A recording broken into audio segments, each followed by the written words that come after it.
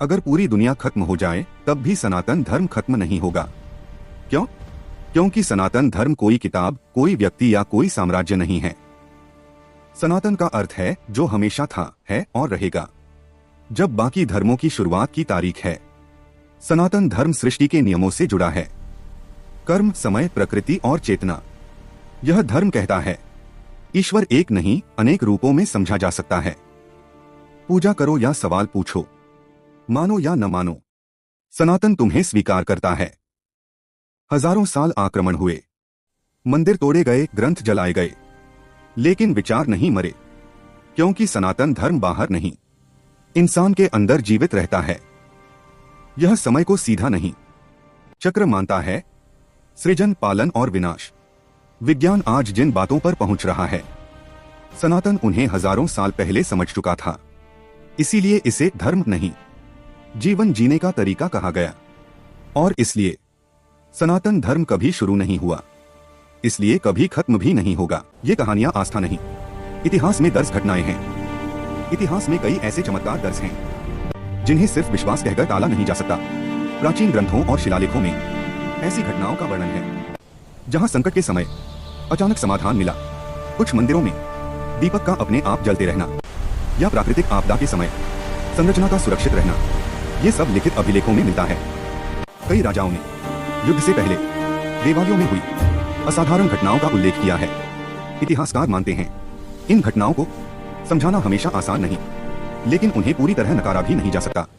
ये चमत्कार किसी नियम को तोड़ते नहीं, बल्कि उस नियम की सीमा दिखाते हैं। और यही कारण है इतिहास में दर्ज ये घटनाएं आज भी हमें सोचने पर मजबूर करती हैं। मंदिर सिर्फ आस्था की जगह नहीं थे, इसीलिए उन्हें सबसे पहले निशाना बनाया गया।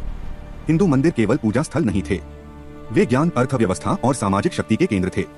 प्राचीन भारत में मंदिरों में शिक्षा दी जाती थी, ग्रंथ सुरक्षित रखे जाते थे और दान से समाज चलता था। मंदिरों के पास भूमि, सोना और संसाधन होते थे, इसीलिए वे आर्थिक रूप से भी शक्तिशाली थे। इतिहास बताता है कि आक्रमणकारियों ने मंदिर तोड़कर केवल मूर्तियां नहीं, आत्मविश्वास और पहचान को चोट पहुंचाने की कोशिश की। मूर्ति तोड़ना प्रतीक था, यह दिखाने का कि पुरानी सत्ता खत्म हो गई है। कई मंदिर इसलिए भी निशाने पर आए क्योंकि वे राजाओं की वैधता और धार्मिक समर्थन का केंद्र थे। फिर भी मंदिर गिराए गए, लेकिन परंपरा नहीं टूटी, क्योंकि हिंदू धर्म की जड़ पत्थर में नहीं, समाज और स्मृति में थी। और यही कारण है मंदिर तो निशाना बने। अगर समय सीधा होता तो सृष्टि अब तक खत्म हो चुकी होती।